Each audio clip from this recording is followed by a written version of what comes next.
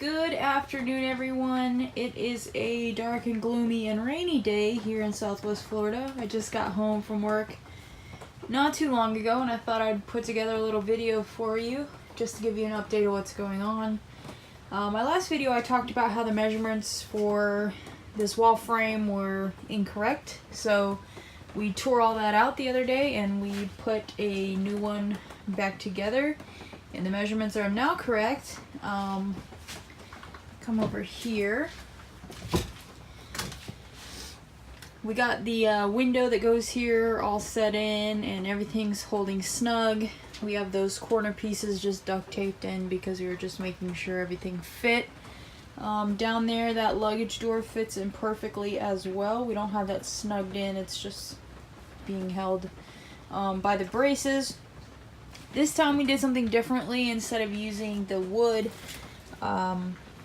and putting screws through it, we did get some of these metal braces here, and as you can see, we use these metal corner pieces as well. They just worked out a lot easier, and if we had to move stuff or adjust it, it worked out much better than how we were doing it previously. Now I do intend to put some type of brace between these pieces here just to give it a little bit more support. And I'm thinking of putting a brace across here just to join them together. There wasn't one there originally, but I figured it couldn't hurt if I just run another 1.5 by 1 inch just to kind of give that a little bit of support. The wire situation, we didn't think that through. As you can see, the wires are supposed to go through the wood just like that. They're supposed to go through the wood just like that, and we kind of forgot about it when we were just kind of busy trying to get all the measurements and get everything in here right. And so now the wires are just hanging beside it, which obviously isn't going to work. So we are going to unfortunately need to unhook everything from here so that we can drill holes and run the wires through the braces in the walls. It looks like we only got to go through 2 boards here just to run everything back in. I do need to pay attention to the wires that have to go through here, so I'm not leaving them hanging and not making the holes for those ones to go through. I do need to go through this section later because most of this is attached with staples, as we were just putting things together where that side's all attached with screws. So I need to go back through with some screws in this area and just make sure everything is snug and secure. Tomorrow I do have the day off, so we're going to get started on this floor.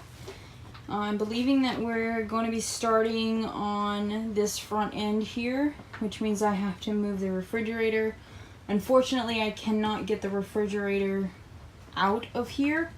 All these pieces that are in the back make it too wide to fit through the door, and I cannot figure out how these pieces would come off, because originally I saw that screw there and I saw a couple other screws and I was like, oh, I could just totally take this off.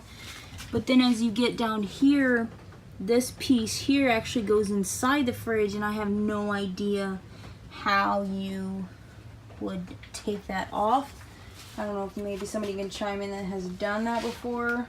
I just don't know how the heck we would get this fridge out of here, which makes me concerned of if we wanted to change it, do we have to just completely tear it up to get it out of here?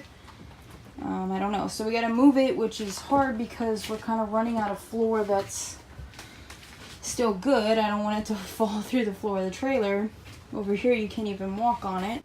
We are gonna get some plywood put across here so that way when we're working on the floor up there, we'll have somewhere safe to walk. As you get over here, the floor's okay. It just looks really, really bad.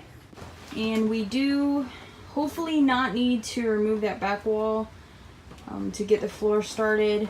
I've been really trying to avoid it because this bar here is attached to it. This holds the bed, and there's bolts that come through the wall into that board. And last time we had to deal with something like that, we tore the wall all up, and I don't know how we're gonna fix that yet, but we have, you know, much bigger fish to fry. There's one over here. You can see how that bolt just comes through the wall, and there's like no way to access it unless you tear the wall out.